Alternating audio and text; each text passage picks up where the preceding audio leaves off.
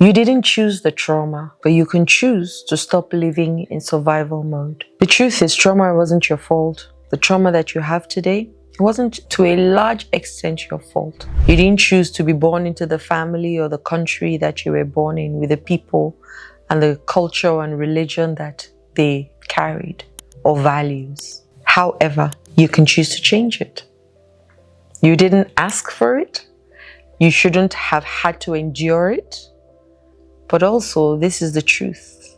Your healing is in your hands. You can cry till you're 21, oh, it was my father that didn't, it was my mother that didn't, my grandmother didn't, my great-grandfather didn't, my teacher didn't, my student, my friends. Okay. And I hear that and I totally respect it and agree with it.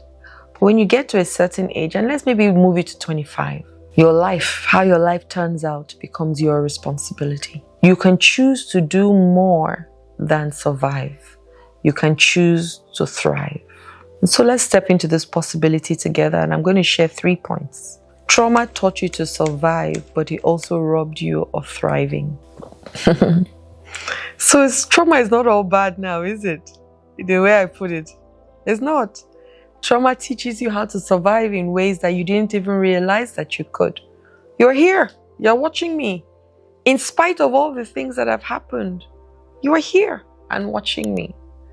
So it wasn't so bad. There was a lot of learning that we got from it and a lot of strength and resilience that we got from it.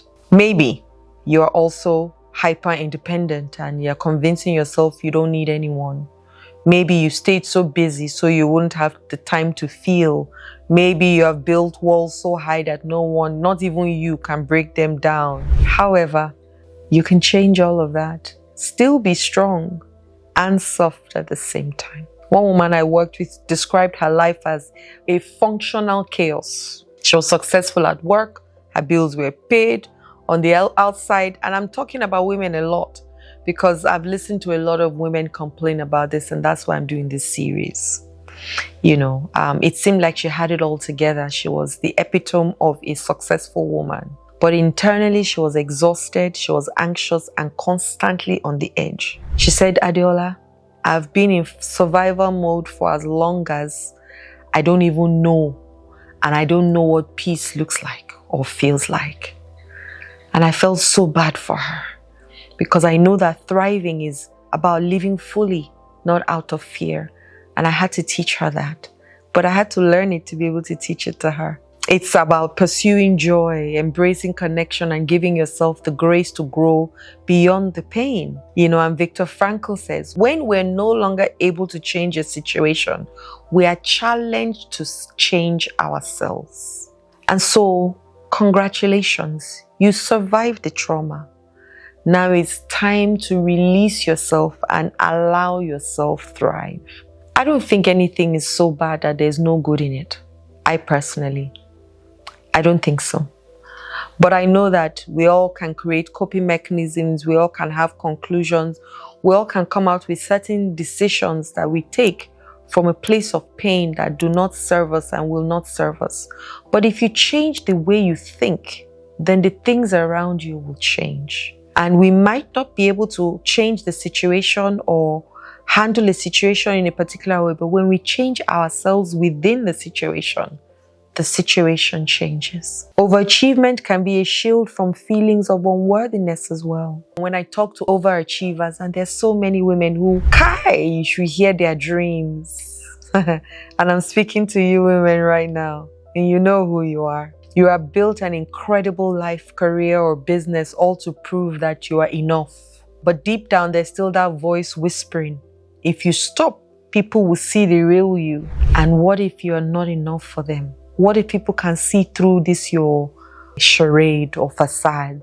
Because deep down, you don't believe that you're worthy of anything that you have. And trauma does that. It plants a seed of unworthiness that we try to bury under accomplishments. And I've seen it time and time again. I'm a living witness. I'm a healed, functioning traumatist. You have all the accolades. You're unstoppable. But you're exhausted in trying to prove yourself and your self-worth to others. Overachievement is a coping mechanism, and it can never give you what you truly need. Never. No award, no job, no deal can fill the space left by unaddressed pain. Go and write it down today. So whether you deal with it today or you deal with it 10 years from now, no award or job or title can fill the space left by unaddressed pain. Your story can be hard, not nearly as difficult as spending our lives running from it. Brené Brown says, so there's a cost to not working on it. And that cost takes a toll on who you are as a human being, because true worth doesn't come from what you do. It comes from knowing who you are and believing that who you are is enough, plus your scars and all. And finally, you are not your trauma. It's only a chapter in your story, not your entire story. You are not your trauma. I said that. And so listen to me as I say it again. You are not your trauma. Whatever you went through doesn't define who you are. It's a chapter only at best in your story. It doesn't write the whole book, because your story is still being written if you're still alive. So as I am today, my story is still being written.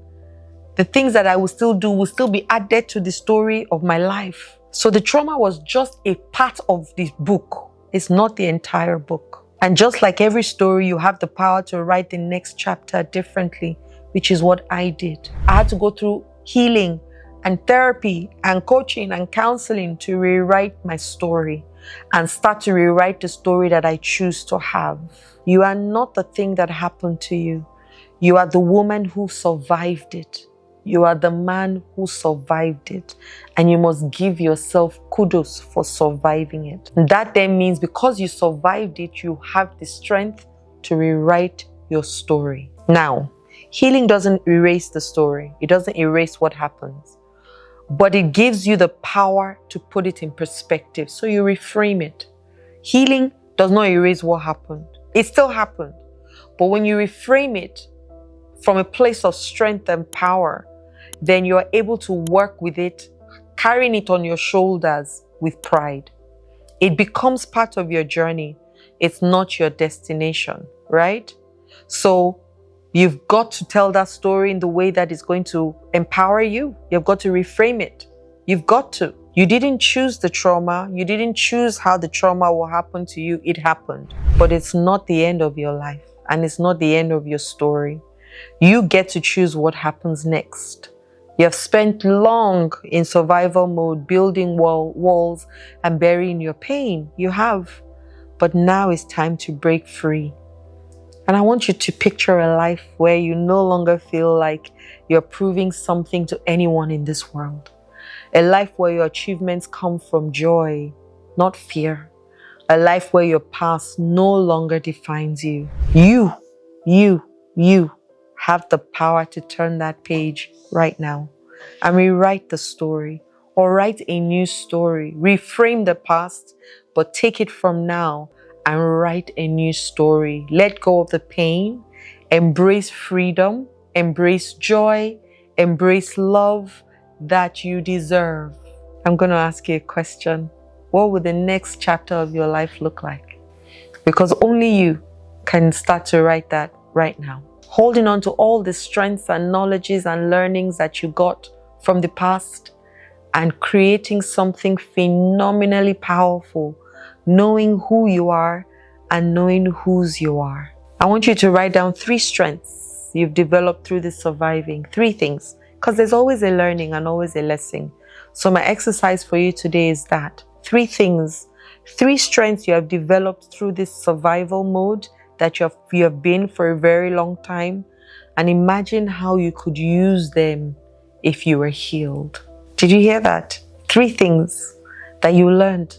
So it could be showing up early. Very good. How can you use that now from a place of healing where you just know that my identity is to always be there early, at least 10 minutes earlier, to show respect for other people, show respect for their time, and show respect also for my time. And if you need support and need help, send us a DM today. We're very, very excited and waiting to help you. 2025 has to be our best year yet. And so I've created courses, I've created videos that will help us work through January and February. I've done a whole line of videos, and I hope that these videos are going to really help you improve and transform your life so that 2025 will be your best year yet. Don't forget, subscribe, click the notification bell below, like this video, and finally share me with other people so that as you grow the community of people around you, and we have a wholesome society. God bless. Love and light.